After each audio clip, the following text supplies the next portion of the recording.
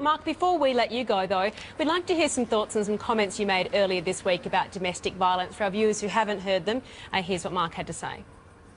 Blokes who've lost self-esteem, they've lost their job, they're welfare dependent, they've got other troubles, drugs, alcohol in their life. It's that loss of self-esteem where I think they use the domestic violence as a coping mechanism to get over all the other crap that they've got in their lives. Obviously this has caused some outrage, Mark. Do you stand by those comments, and do we really need to be making excuses for perpetrators of domestic violence? Well, Eddie, the critics haven't done their research, you see. I was paraphrasing there a very important report in New South Wales from the Coroner's Court, where they look at the domestic violence deaths and produce some conclusions about them. And they talk about a coping mechanism where men living in poverty, underclass circumstances, poor self-esteem, use domestic violence as a macabre, tragic type of coping mechanism. So the critics in this area run on emotion and ideology instead of facts and actually going to read the report. I urge people to read that report. Well, the facts and if you haven't read it, you're not doing justice to the issue.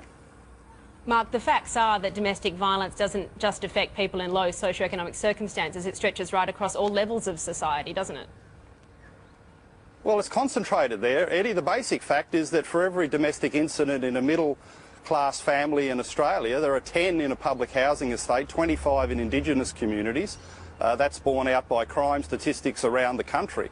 So you can't really deal with this serious issue in a proper way unless you're providing accurate analysis. And to say there's an epidemic, that's wrong. To say it's evenly spread across the community, that's wrong.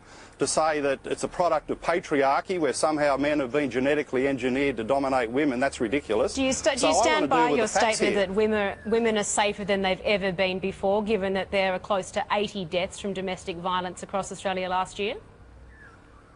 Yeah, well, Eddie, I urge you to read the ABS Personal Safety Survey that shows that since 1996... You have read it? Well, yeah. You'll notice that since 1996, the rate of domestic assault and incidents has come down according to that report. So you can only go by the official statistics rather than left-wing feminist hysteria. So you do believe that, in fact, Rosie Batty, from you, quote, causes more harm than good? Well, I don't think it's helpful to demonise men in these circumstances. I don't think it's helpful to go around talking about an epidemic when actually in Australia the domestic assault rate against women in a 12-month period is 1%. Now, I wish it was 0%, of course. We all want it to be 0%. But I know enough about politics to realise that if you want to analyse and get solutions to a problem, you have to be accurate.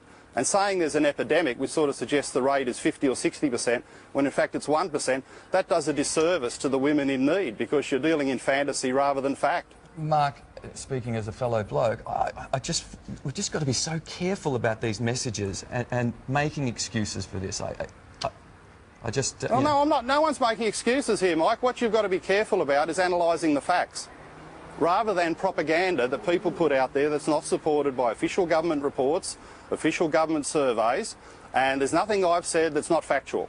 Now, we've had a few items here where you've tried to say, oh, well, maybe that's not the case. I've got references, I've got reports, I've got official surveys that back up the facts and figures that I'm putting out there. Now, it mightn't be the information that people want to hear, but I'd rather have a debate where you can deal in reality rather than left-wing feminist fantasy.